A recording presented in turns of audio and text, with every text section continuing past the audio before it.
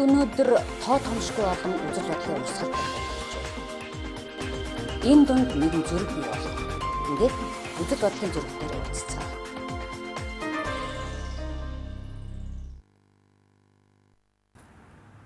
Эрхэм үзэгчтэй хоёр амгалан айлтгая. Үзэл бодлын зүрх нэвтрүүлгийн шинэ дугаарыг би та бүхэнд хүргэх гэж байна. Өнөөдөр нэвтрүүлгээ би Америкийн нэгдсэн улсын Виржиниа мужийн Фэрфакст байрлах Дарма төвөөс эхэлж байна. Тэгэхээр та бүхэн ерөнхийдөө хинтээ ярилцах гэж байгааг ойлгож байгаа бах. Тийм ээ, өнөөдрийн зочин бол гандан тэгчлийн хийдэн гавж даваа нэмийн лувсан жанц. За юуны өмнө цаг зав гаргаж бид нартай уулзж байгаад баярлалаа. Тэр та ер нь Америкийн нэгдсэн улсад Монголын лам нар, Монголын бурхан шашныхан яаж холбогдсон түүхээс та нэг өөрийнхөө мэддгээс хуваалцахгүй юу? За та бүгдийн амгалан айлтгая. Монголын лам нар тэгээд Америктэй холбогдлолтой энэ түүхүүлийн дээр байсан юм. Ер нь Америк руу монголчууд холбогдох анхны орлогыг бол ер нь лам нар хийсэн гэж үзэж болох юм. 1800 тий 1860-аад оны үед бол одоо манжийг тогтнож явах үест манж бүрэн задарсны дараагаар задрахаас өмнө бол христийн номлогчид өвөр Монгол руу хятад руу очиод номлоо их төгөөж ирсэн. Тэр үеэр бол ихэвчлэн Америкчууд нэлээд очисон байдیں۔ Одоо Ларсан гүнгэн Шведийн тэр хүний тухай ярьдаг. Тэр бол богдтой их олон уулзж байсан. Гол нь бол тэр хүн бол бас христийн мишнерүүд номлохоор очисон. Тэдгээр хүмүүсийн гэр бүлийн хүн тийм хүн байсан. Тэгээд сүүлд Америк иргэн болсон. Тийм хүн. Тэгээд Ларсан гүн бол богдтой холбоотой байсан. Богдод бас Америкийн тухай ярьдаг. Мэ улсын тухай харилцаа холбоо тогтоох хэрэгтэй гэх зэргийн юм санаа өгч байсан. За ингээд иймэрхүү санааг бол богд бас авч байсан. Өөр улсууд за Америкийн сүүлд ерөнхийдч болсон Хейберт Хүүвер бол майнинг компани ажилладаг байх үедээ богдтой уулзсан байх жишээтэй. Ингээд богд бол хамгийн тухайн үедээ бол хүрээний буддаа, амьд буддаа гэгдэж байсан хамгийн нэр хүндтэй хүн байсан. Тийм учраас гадна дотноос ирж байгаа хүмүүс бол янз бүрийн байдлаар уулздаг. Тэгэхээр богд бол хамгийн их мэдээлэлтэй байсан гэсэн дэлхийн талаар. За дээр нь монголчууд тэр 1800 оны сүүлээс бол манжийн дарлаас гарыг гэсэн ийм маш их хэрмэлзэл байсан. За ер нь тэргүүлэх хэмжээний боловсралтай хүмүүс бол лам нар байсан. Тийм учраас Даалам Цэрэн чимэд Дэлүү хотогт за тэгээд сайн ноён Намн сүрэн тэгээд Жалхан хотогт тэргүүт ийм улсууд бол ерөөсөн улс орнод усаар тогтнолохын төлөө бол тэмцэжсэн. Олон санааг бол эрэлхийлж ирсэн. Энэ үеэс бол Америктэй холбогдохыг бол бид нэр их эрэлхийлж ирсэн байдаг. 1860 онд би түрүүнд дурдсан. Тэр үед бол хамгийн хүрээ рүү орох хүнд олгосон пью бичиг байдаг. Одоо энд конгрессийн номон сан тэрний дардсан байж ачаад. Инхээр бол христийн мишнерүүд бол Монгол руу очих гэж оролцсон нэг оролдлого. За дээр нь буддийн лам нар тэргүүлж ирсэн монголчууд бол Америк руу холбогдъё гэсэн 3 дахь хөршийг эрэлхийлж ирсэн. Энэ үеэс бол Америк руу эхэлсэн харилцаа үүссэн байдаг. Тэгээд дараагаар бол Даалам Цэрэн чимдийг Америк руу явуулж, Жалхан цотгтыг бол Япон руу явуулъя энэ гэж 11 онд тусаар ус болчиход ийм орлогууд явдаг. За ингээм 1937 хүртэл бол эдгээр орлогууд бол байсаар л байдаг. За чемпион Эндрюс бол очиод Жалхан цотгтой уулзж байсан ч олон тэмдэглэлүүд бол бий. За тэгээд 1930-аад он болохтойгоо зэрэг комментээр нэрээд ингээд Америкаас бол харилцаа бол нэг үсэн хүнд ирсэн. Тэр үед бол Америк тэр мишнерүүд ерөөсө буцаасан юм. Тэгтээгээ зэрэг Америктэй холбогдох холбоо бол том баг болж ирсэн. За мишнерүүдийг байх үед ч гэсэн Бээжинд сууж ирсэн Рокхилл гэж хүн байгаа. Тэр хүн бол энэ Виржиниа мужийн хүн. Фермер хүн байж байгаа. Тэгээ сүүлд бол дипломатч болсон. За буддизмыг сонирхдаг. Дарма цагаан лянхаа баха Франц хэл дээрс орчуулж ирсэн гэдэг хүмүүс байдаг. За олон хүмүүс байгаа юм. Тэр хүн бол бас буддизм дэх талтай 13 далаламтай уулзж байсан. Хүрээ рүү бас очихыг намтай холбогдож байсан. Гэгчээ нэ. Тэгэхээр Америк руу анхны орлогыг бол лам нар хийж байсан. За 37 он болоод ингээд Хүйтэн дайны байдал болоод эргэтэйгээ зэрэг бас зогсснуугаар тэр хоёр улсын харилцаа бол ерөн зогсон байдалд орчиж. Тэр үед Дэлүүгийн наашаа гараад ирчихсэн.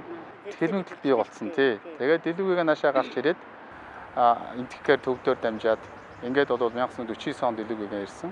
Тэгэхээр Дэлүүгийн энд байх үедээ бол Бээжинд байх үедээ л нөгөө Овн Латин Америктай маш их холбоо дотно байдаг. Дэлүүгийн өөрт нэг машин байдаг байсан байна. Чанкашитай бас хойр байсан. Тэгээд тэр машинаар нь Латин Америк бас төвд мөвд рүү явж ажил төрлийн амжуулдаг энэ байх чинь нэлээд нарийн харилцаатай. Бүр Латин Америкийн хүү Дэвид Латимор гэж одоо 60-аад насны хүн 70-80 насны хүн Бостонд байдаг гэж байгаа. Тэр хүн Дэлүгэгийн бүр Бат гэж нэр өгөөд өвөр дээр нь сууж исэн зураг энэ төр байдаг гэж. За. Ийм сонин холбоотой байсан. Тэгээд сүүлд энд Дэлүгэний эрэгтэйгээ зэрэг энэ Джон Хопкинсийн сургуульд одоо холбогдолтой байсан. Говь Латимор эндээ бол бас их том нөлөөтэй хүн байсан. Ягаад тэгэхээр Латимор бол тэр энд бол одоо хятад Азийн улс орнуудын түүхийг энэ төр маш сайн нарийн мэддэг. Тэр тал руу одоо холбогдох хил бичгийг мэддэг тийм хүн байсан. Тэгээд энд байх үед нь бол бас тэр Латимор гошин дээр макартизм гэж юм болоод бас эдгээр чинь хоорондоо бас нэлээд айхтар юм болсон. Тэгээд Латиморгог бол одоо хатуу заслын ном уншиж тэр бас нь одоо Дэлүү хутагтын амын насанд нь одоо авралтай байлаа энэ гэж өөрөөр тэмдэг дотор байгаа зураг хөргөнж байж байдаг. Гэгчээгээр ингээд хувийн ус нарийн дандаа харилцаа байсан. Тийм учраас 67 67 он нөгөө нүүбд эсэх үед энэ төр бол бас Дэлүгээг нөлөөлсөн. За 44 онд Америкийн дид ерөнхийлөгч Уэлс, Хенри Уэлс гэж хүн Монголд очих үед тэр лам нарыг үзсэн. Гандан хийж тэрнээс болж нэгдсэн шүү дээ. Тэгээ хаагдсан хурал чинь. Тэр бүхэнд энэ тэр одоо Дэлүгээг Латимор энэ тэр айхтар нөлөөлсөн. Ийм байдаг. За энэ түүх бол ингээд энэ хүртэл ингээд яаж. Тийм тэгээд таашаа маш урагшлал. Тэгэхээр яг энэ дээр төр зогсхийгээд нэгэнд түүх яриад эхэлснийх. За ерөөсөө энэ Америкийн нэгдсэн улстай гэдэг юм уу Америктай шашны талаараа ер нь нэг харилцаа холбоогоо нээх хүмүүс лам нар байсан юма гэдэг таны өгүүлбэр байна шүү дээ. Энэ ер нь тэгээд яг түүхэнд энийг тийм байсан шүү гэдгийг та өөрөө лам хүн болохоор тэгж гэнэ ер нь хүлээн зөвшөөрөгдсөн үү бид нар? Бидний түүхэнд энэ. Тэг түүхийг судалдаг, уншдаг цөөн тооны хүмүүс бол мэдж байгаа л да. Тийш баримттай байгаа юм чинь.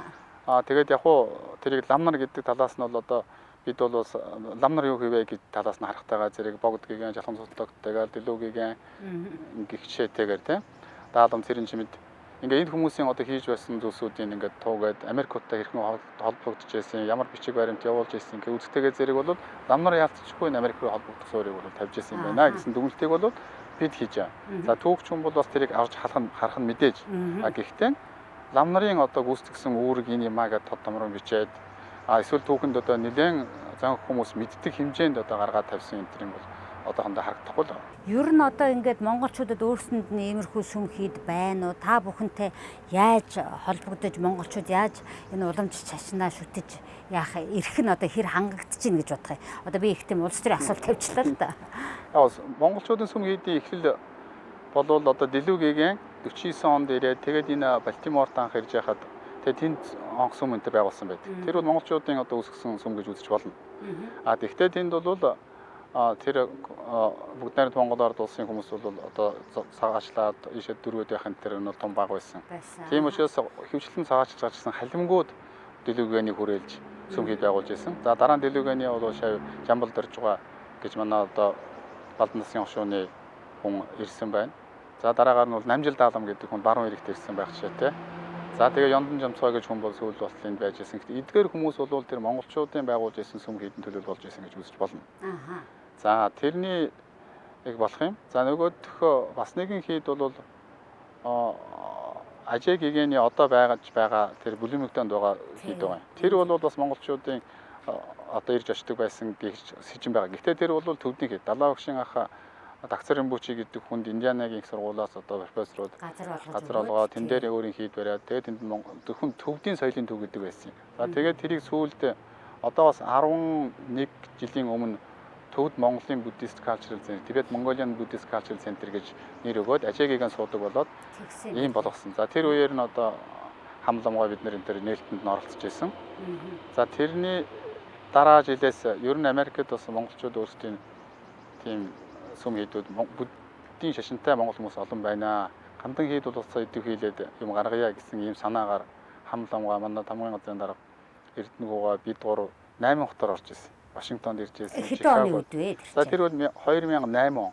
За саяхан юм биш үү? 10 жилийн өмнө юм байна тий. За тэндээс одоо 10 гаруй жилийн өмнө хойно бол үр дүнтэй гараад ирсэн үйл ажиллагаа явуулж байгаа нь бол тэр Сакраментонд байгаа зан базар төв гэдэг. Тийм байна. Тий, тэр байна. Дамчаа базар ламын. Дамчаа базар лам суугаад аваад өгтөөд явж байгаа. Баасан дөрж бол ерөнхийдөө тэрийг суур энтрийг анх санаачаа зүтгэжсэн хүн л дээ. Тэгээ Лос Анжелест байсан, Чикагод байсан. Яг Чикагод одоо бас Чикаго гандан гэж тийм төв манай Эрдэнэтлам сайхан өнгөрсөн жилээс байна нэгээд ажиллаулаад бас хөөрхөн идэвхтэй яваад байгаа. Тэгэхээр тийм л хоёр зүйлэл байна. Бурхан шний аливаа үйлдэлүүд сэтгэлээс маш хамаартай гэж үздэг. Сэтгэлээрээ хүн ямар сэтлэр тэр цаад асуудал хандаж яах вэ гэдгээс. Жишээлх юм бол нэг үлгэр юм л да. Нэг газар нэг хүн явж исэн чинь одоо гадаа тийм газар бурханы хөрөг залаатай байсан. Тэгээ бороо орж исэн. Тэгээ бороо орж явах үед хажуугаар нь явж исэн хүн бол энэ бурхан нь одоо норчих вэ гэж бодоод бурханы халахалчмаар одоо зүйлс байхгүй болохоор тэр хавьд нэг гутал байхтай газар тэр гутлыг ингээд дээр нь тавьчихсан гэж. Тэгээ яваад өгсөн. За дараа нь борооны арилсны дараагийн хүн явж байгаа. Тэгвэл эн чинь ямар хүн ингэж гутлыг одоо борооныхаа дээр тавьдаг байна вэ? Эн чинь бурхан дээр гутал тавьдаг гэдээ авсан.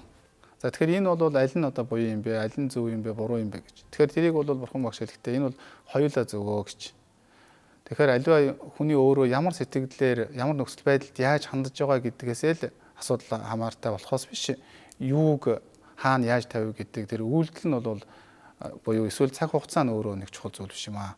Хүн аливаа асуудалд өөрийнхөө ямар сэтгэлээр хандж яах вэ гэдэг нь хамгийн чухал юм аа. Энэ бол хоёулаа одоо буян болж байгаамаа гэж бурхан багш хариулсан гэх хичээний тийм үлгэрүүд байдаг. Өмнө нь ажил гандаа хийдэд хашижсэн ажил албаны чинь талаар бас сонирхож асуумаар тэр талын мэдлэгийг чинь бас мэддэг юм чинь үзэгчдэд хуваалцъя гэж бодлоо л да. Одоо энэ улсад бол өөрийн стандарт гэж байдаг баг тийм үү? Манайд ерөөсөө одоо сүм хийд байхын тэрний стандарт байхын тэр одоо нөгөө зэрэг юутай дэвтэй лам нар ямар хүн ахалж байхын тухайд тийм стандартын тухайд бол та бол тэрэн дээр ажиллаж исэн хүн гэсэн шүү дээ. Энэ талаар таны бодлого сонирхсан. Ер нь бол сүм хийдүүд л хамгийн зохион байгуулалттай юм байдаг. Ер нь засаг захиргааны зохион байгуулалт бол хүн төрлийн төвхөнд сүм хийдүүдээс үүсдэг. Эхлээд шүтлэг байгаад гадна одоо наар байгаль чулуу мод ингээд байгалаа шүтээд ингээд хүн төрлийн бүгдээр ижлэхэн одоо аль шашнуудын эхлэл тэгж эхэлж байгаа. Тэгж байгаа сүүлдээ тэр чинь шашны хэлбэрт орно гэдэг маань бол гадна талд одоо хүний хүчин зүйлийг эрэлхийлэх биш, дотор нь хүн рүү хандсан юмнууд орж иж байгаа. Байгаль зөвхөн байгаль хамааралтай биш. Тэгэхээр хүмүүс одоо дотоод сэтгэл рүүчүүд юм хүний хүчин зүйл рүү хамаатай болоод ирэхтэйгээ зэрэг шашин бол түүх явцад институт болж. Институт болоод ирэхтэйгээ зэрэг чинь бас нэг зэрэгтэй дэвтэй зохион байгуулалттай хэлбэр рүү орчиж байгаа. За шашныхаа хэлбэрээс бас хадгалаад явж байгаа ч байна. Зарим нь шашныхаа хэлбэрээс хэтэрхий институцийн хэлбэр рүү ороо явна. Түүхэн явцад ингээд энэ бол одоо санта мота яваад идэг. Тэгэхээр сүм хийдүүд гэдэг бол сүм бас нэг институцийн эхлэл юм. Тэгэхээр альч газрын одоо төрийн байгуулагч те засаг захиргааны бүтцийн тэр бол сүм хийдүүдээр эхэлж явдаг юм. Тэнд хамгийн эхэлж одоо бүтц үүсдэг. Тэгэхээр Монголын ч гэсэн ижлэхэн тийм хэмжээнд явсан. За тэгээд дунд ойд одоо коммунизмын социализм бий болоод ингээд одоо замбраагүй болчихвол тийм эсвэл харин тэр үед магадгүй замбраатай хэдээр хяналттай боловч зөвхөн одоо нэг сүм хийд тэгээд тэр нь тодорхой хэмжээний одоо хүрээлэлд зарчмын дотор ажиллаж байсан. 1990 он гараад ард жил үсээд чөлөөтэй болоод ирсэн. Тэгтэйгээ зэрэг сүм хийдүүд бол дуртай газраадаа нэгээд л одоо олон нэг сэндан нэлээд өргөн дэлгэрэх шиг болсон. Гэвч тэрийг замбраатай байдалд орж зэгцлээгүй учраас одоо эргээд 20 жилийн дараа бол олон сүм хийд байгаа боловч хоёулын одоо тийм замбраа муутай дэлгэж гэж хэлж болно. Тэгээд замбраатай байдлахыг хэн хийх ёстой? Тэрийг бол хэн хийх вэ гэхээр ерөөсөө тэр сүм хийдийг дотроос чинь тэр олон хийдүүд өсөө тэр дотроос нэгдсэн тийм удирдлага байх хэрэгтэй. Нэгсэн том Монголын бурханчны төв гэж байна. Тэр Монголын бурханчны төв өөрөө бусдыгаа удирдах зохион байгуулж одоо бас нэг тодорхой хэмжээний бодлого гаргаж байгаа хэрэгтэй. Тэгэхээр Монголын бурханчны төв тэдгээрт зориулсан одоо дүрм журам жаяг те гаргах хэрэгтэй. За стандарт гэдэг бол дээр үедээ бол байсан хэрэг. Тэгээд сүмүүд бол одоо гандан хийд гэдэг бол хийд гэвэл юм байна. Лахан гэвэл одоо ийм хөлбөртэй байна. За датсан гэдэг бол сургууль судалгааны датсан байна. Зан үйлийн датсан байна. Сургууль судалгаан дотор нь одоо саничор философи ном үзэх чиглэлээр явагдана. За аг тарины ном үзэх чиглэлээр явагдана. За тодорхой хэмжээнд гүрэм дормын засал залруулах гэдэг шашин дотор байдаг юм болсон хойно тэрийг их датсангууд байна гэхдээ англилтай. Гэтэл энэ англиуд ерөөс алдагдсан. Яг хөөр бүгдээрээ том нэрүүд өгсөн. Хуучин одоо хийдүүдийн нэрийг дижээлингийн хийдч гэдэг юм уу. Ямар одоо гандан фонцоглон хийд одоо даш балжирлын хийдч гэдэг юм уу. Том нэрүүд түүхээрээ бол том байсан. Гэвч өнөө цагт бол тэр хийдүүдийнхаа том нэрийг авсан боловч болсон хүч юм уу та. Тэгээ 2-3 хүн байгаад нэг нь хам нэг нь зорж байх жишээтэй. Тэгтэл бол үйл ажиллагааны хувьд бол тэр стандартыг хангаж чадах. Тэгэхээр тий. стандарт хэрэгтэй болсон. Аха. Тэрийг бол бас харсан юм аа. Ер нь бол тийм стандарт хийе гэдэг бас бодол яриа байдаг байсан. Тэгээд тэр стандартыг би өөрөө ер нь голч занхил суулсан юм. Тэгээд сүмгийн тэрүүн хамлам нарын зөвлөл дотроос бас тодорхой хэмжээний хүмүүсийг аваад ингээд бид нар 2-3 жил бас тэр чинь ажуу уужууд хийгээд хилцүүлээ тодорхой шатнд. Тэгээд стандарт хэмжил зүйн газартай хамтарж байгаа. Тэндээс одоо орчин цагийн юмнуудыг аваад жишээлбэл юм бол хүний хичнээн хүн дотор ямар агаар хэрэглэгддэг юм. Тийм зүгээр хөдөө сүм хийдэд байгаа гэхэд нойл нэхэд одоо хэдийн хол хэмжээтэй байж тэр эрүүл ахуйн зохицдог юм. За мэдээж инэрэнгүү нэгүүлсэнгүү үзэлтэй сошны хийд учраас тэргийн зэрэг вэлчээр дээр явдаг хүмүүс яаж орох юм ч гэдэг юм ийм юм. За түүнээс агуул бас сүм хийдүүд нь ямар хурлам хурах юм. Хийд гэдэг нь бүр FM радиотой шүү хүмүүнлэгийн ажил явуулж явах. Тийм ээ. Тэгээд одоо гадаад харилцаатай байхад орчин цагийн юмнуудыг шигтгээд дээр үеийнх нэмдэг оруулж байгаа. Бурхан шүтээний хүртэл зааж өгсөн. Хичнээн зөвцтэй байхын хүртэл заагаад өгсөн. Тэгээд эн чинь шашны дотроо бас урсгалууд байгаа учраас гэлэгви юм уу, нимави юм уу, саживи юм уу тийм шүтэн бурхнаач гэсэн залхаа саахуулаад за лам нар дээр нь хүртэл одоо цензур тавьсан. Хам лам бол одоо сахил самаартай хүн байх хэвээр, эр хүндтэй хүн байх хэвээр, дээд сургууль үзсэн байх хэвээр, гадаад хэл соёл мэддэг байх хэвээр. Олон түмэндээ бас нэр хүнд сайтай сайхан хэлж ярьдаг байх хэрэгтэй. Тэгээд дацангийн багш нар бол одоо багш нарын шаардлагыг хангаж явах хэрэгтэй. Гих жишээний маш олон зүйлийг бүр нойлоос нь ахуулаад дээдлэлт нь одоо хамбын хүртэл ширээ самлын бол зөвцнөөс нь ахуулаад сүм дугууныхын зургийг хүртэл барилга байгуулсан чанарыг хийгээд ингээд ийм стандарт хийсэн. Тэгээд хийгээ сүм хийдүүдэд өгсөн, бүх иргэдийн төлөөлөгчдөд хурд өгсөн. Ерөнхийлөгчийн тамгын газар, за бүр тэр статистикийн газар тагнуулын газарт нь явуулсан хэрэгэлсэн юм. Тэгээд та дандаа өнгөрсөн цаг дээр яриад байл да. Тэгсэн чинь тий. Тэгсэн чинь одоо бас л одоо эрх зүйн хувьд нэгсэн дон байж болоход суурийг хийсэн л гэсэн үг. Далай ламын айлдсан жайг бол одоо 21 онд айлтгаад Монголын сүмд шинээр байгуулагдсан шинэ жайг бий болсон байна л да. Үндсэн одоо мөрдөх ёстой гоё. Тэр нь орчуулагдаагүй байсан 2006 онд. Тэрийг орчуулагдаад ингээ орчуулад сайхан хэвлээд өгсөн. За тэрнтэй хацалтуулаад Монголын бүхий сүм хийдэн орнуудын бол нийтлэг жайг нийтлэг дүрм гэж. Тийм зүйлсийг хийсэн. Тэгээ өнөө цагт бол яг хуу юу ч их зүүн бол үндэс бас суурь бол байгаа. Тэрийг одоо хэрэгжүүлэх механизм хэрэгтэй. за стандарт гаргачихжээ. Тэгээ яагаад хэрэгжихгүй байгаа? Би таны үзэл бодлыг сонирхож байгаа тий. Тэрийг хэрэгжүүлэх сонирхол бага байна.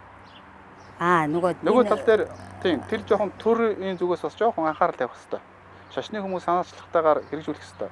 Нэгдмэл байх хэрэгтэй. Тэр хүмүүс хуралдаг. Тэгээд ерөөсөө их зүүн орчноо тодорхой болгож яаж хөгж дэвшнэ гэдгийг нэгсэн дон ойлгохгүй байна. Зарим нь бол ойлгосон ч тэрийг ойлгож байгаа хэсэг нь ширээн дотор яг тавьчихсан хэрэгжүүлэхгүй байна. Би бол тэгж л харж байгаа. Тэгээ ер нь бол буддийн шашин өөрөө хүн төвтэй шашин юм л да. Хүн рүү чиглэсэн шашин. Ерөөсөө шүтлэг байжгаад тэгээ шашин үүсгэхдээ шашин ямар нэгэн байдлаар гадны байгаль болоод элдийн өвчин зүйлээсээ татгалзаад тэрийг шүтдэг биширдгээ болоод шашинлаг болж ирнэ гэдэг чинь философитой болж ирдэг. Хувь хүний одоо хүмүүжил, ёс суртахуун, эрдэм мэдлэг рүү чиглэсэн хэлбэрт орсон. Тэгээ буддийн шашин бол цэвэр ерөөсөн хүнлэг ёсны тийм сургаал болж ирдэг дүгнсэн байдаг. Ерөөсөн чинь шашин философи шашны хэлбэртэй философи байна гэж дүгнсэн байдаг. Гүн ухаан. Гүн ухаан. Буддийн шашин бол цэвэр хүн рүү чиглэсэн. Тэр дотроо сэтгэл рүү чиглэсэн. Ёс суртахууныг сайжруулах юм бол сэтгэлийн одоо боловсролыг олгох. Гэхдээ тэр нь гадна одоо итгэл явуулах, гаднаас одоо хөсч мөрөөдөх биш. Өөрөө практик дээр хэрэгжилж чадах. Зөвхөн одоо уурын тухай, шунлын тухай. Зөвхөн уураа яаж айлдах хэвтэй. Тэгэхэд бол ямар дадлага хийх хэвтэй ингээд яг өөрөө л өөрийгөө хариуцсан. Зүгээр тэрнийг заасан сургаал номуудыг бол судлана. Түүнээс биш миний уурыг арилгаад өгөөч гэж нэг юм залбирахгүй. Эсвэл хамаг итгэл үнэмшлийн нэг хүн даатгахтайгаа зэрэг хар аяндаа тэндээс шийтгэл гисгээд болоод миний уураа арилаад юм уу уураа арилахгүй байсаар байгаа л тэгээд нэг алстаа нэг аврагдана гэх юм шиг ийм зүйлийн тухай номлодог. Яг тэгээ хүн чи өөрөө уур мунхаг шунал дэргүүтэй юм айхтар хүний дадал болсон учраас тэрийг арилгана гэдэг бол өдөр тутмын одоо хүний хичээл зүтгэл төвчээр байдаг. Энэ нь зүгээр арилгаараа гэдэг явах биш. Тэрийг яаж арилгах вэ гэдгийг нарийн номлож өгсөн юм. Бурхан багшийн одоо сургаал юм да.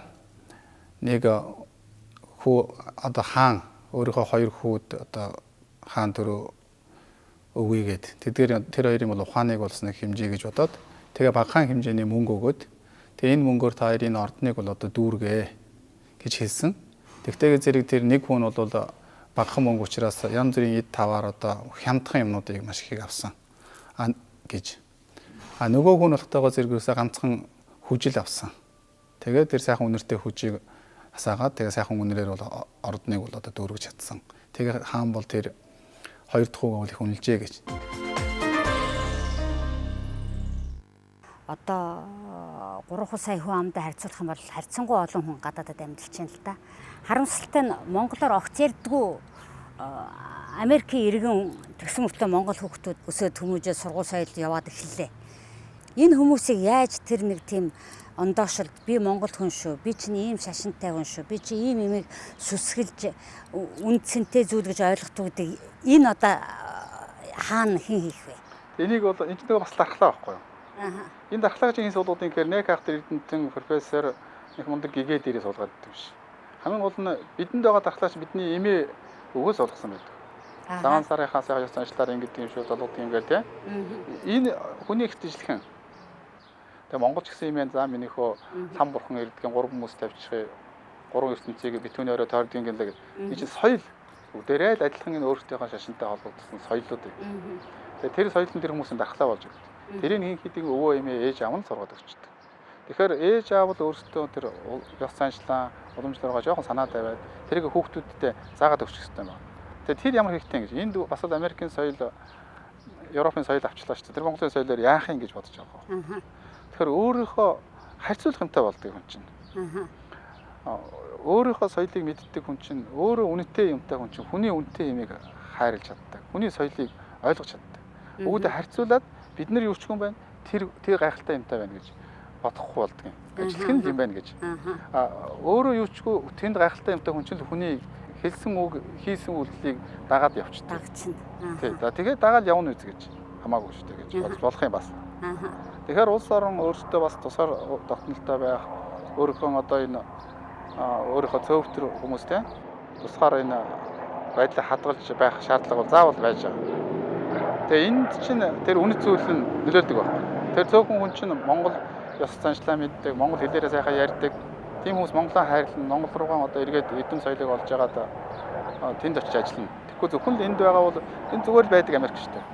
Америк шиг л болчихж байгаа байхгүй юу? Тэр нөхөр яг уу зүгээр л Америкуудын хэдийг л хийн. Тэгэхээр том нийгэм дотор байгаа хүн чинь илүү сэргэлэн цаваа олзыг харах бас байдал нь бас алдагдчихдаг юм. Тэгэл яг та энд байдаг нэг тэгтэн энтхийн үндсэн хүмүүсийн дараалж яхсан гэдэг л ойлгох хэрэгтэй. Тийм бас л одоо явсаар агаад уг мухран тань мэдэхгүй дээрээ л болно. Бидний юу нэгтгэж чадах юм бэ гэдгийг тань мэдэхгүй байна. Бидний үнэт зүйл юу вэ гэдгийг тань мэдэхгүй байна. Тэгэд яаж бид нар иргэдээ Монгол ёс заншилтай, Монгол орн руугаа зөв сайхан сэтгэлтэй хүүхдүүд хүмүүжүүлэх юм. Тийм бол тэр хүмүүс эргээд улс орондоо одоо гадаад сурсан мэдлэг эрдэмээрээ бол улс орондоо нэмэр болно энэ гэдгийг бас л мэдэхгүй байна. Эсвэл мэдэхгүй эсвэл тэрийг мэдээд хийх тийм нэг ёс суртахуун байхгүй байна. Зүгээр л зүрх зориг одоохондоо яг нэг тийм итгэл төрөхгүй л байна да. Төрөхгүй байна тийм. Тэгэхээр уг нь тэрнээс л үүдэлтэй. Ер нь бол тэгж хэлж байгаа шүү дээ. Модны дайсан сүх боловч сүхний ишийг модоор хийдэг санагч. Бүдүүр байна. Тэр юмны чинь болохгүй байгаа юмны чинь үнд үзүүр нь өөрөө ч хандлагатай байдаг юм чинь. Тэгэхээр бидний болохгүй юм шиг надаас үүдээд байгаа юм. Би өөрөө зөв хүн болох, та маш зөв хүн болох. Юмд хандлагаа өөрчил. Хичээ эрүүл мэндэ бод. Оюун ухаанаа тунгалаг байдаг. Яс суртахуун сэтгэлээ сайжруулах хүүхдүүдэд за өөр лүгэл хараад байна. Сайн болов. Тэгээ хоёр хонжимыг сайжруулах бурхан шинээр өстэй шүү дээ. Ухаан сэтгэл хоёрыг сайжруулах гэдэг. Чи боловсрал яс суртахуун хоёрыг л одоо хичээ гэсэн. Тэг хүн бүр тийм болчих юм бол амар болно шүү дээ. Нэг айл ихтэл бүгдээр сайхан боловсралтай бүгдээр сайхан яс суртахуунтай айл тэр айл амгалан байна. Хөршин тийм байх юм бол тэр хотхон амархан байна. Тэгээд ах トゥ намар байна. Би ийм яриаг сүүлийн хэд хэдэн ярилцлага дээр сонсчлоо л доо. Тэгээ магадгүй би энэ талаар илүү сурталчилж байгаа юм шиг сонсогдох байх. Гэхдээ энэ чухал, маш чухал санаа юм. Бүх юм гаднаас ирэхээ чи өөрлөгөө л явсараад бүх юмний үр үндсэн чам дээр л эргээд Та юм сурталчлах зүгээр шүү дээ. Тий, харин тий. Юу сурталчлахгүй сурвалж. Ер нь бол олон нийт чинь олон нийт юмыг сурталчилж тийм зөвийг таниулж бурууг нь бас харин тийм байна. Зорилготой байна. За ингээд танд маш их баярлалаа. За. Тийм тэгээд олон сэдвэр хүмүүст хандаж та хичээл заад юм байна. Энэ талаар олон хүмүүс ингээд сайн юм чинь үржих ёстой шүү дээ, тий. Тэгээд миний нэвтрүүлгээр ч гэсэн тэр хичээл сууж байгаа хүмүүсийн үйл бодол үгээр ч гэсэн цаашаа улам бүр дамжиж бид нэг л өдөр өөрлөгөө харж өөрийгөө гэгэрүүлэх тэгээд бүх нийтээрээ нэг 50 амгалан болох зам руу очих хаа гэж найдаж байна. Тийм найд. Тийм ер нь бол цаг хугацаа яаж ч муусан сайжрах зам руу явдаг гэдэг шүү дээ. Тэр хэлбэрээ олох гэж яваад байт юм л юм чинь. Хөгжих сургаал яваад байдаг. Тэгээд тухайн үеийн нэг жаахан тийм хэлбэрээ олж чадахгүй бодлоонд хүмүүс бүхэндээ зөвхрөөл тийм. Тэгээс шиг үргэлжил хөгжөөл яваа шүү дээ. Сайжраад байгаа. Нэг юм танин мэдээлэл яваа шүү. Бид нэр үргэлж мартаад яваад байгаа юм шиг. Тийм тийм. Тийм одоо нэг яг болохгүй цаг хугацаанд тэр чинь яг тэр чинь зөв шүү дээ. Зовлон бол буйны сануулга гэж хэлдэг. Тодорхой нэг хувь хүн ч гэсэн зовход тэрийг арга замаа хайж эхэлдэг байна. Тэгэхээр бидний тэр асуудал биш. Сайжрлахын зам руу явж байна бид тэр тэрнийхээ арга замаа хайх замдаар явж байна. Тий. Тэгээд тэрийг хайхгүй байсан бол гараад ирэх зовлон байсан. Хүрээд ирсэн сайн. Одоо харин тэгээ даваад гарыг. Даваад гарна тий. За баярлалаа. За.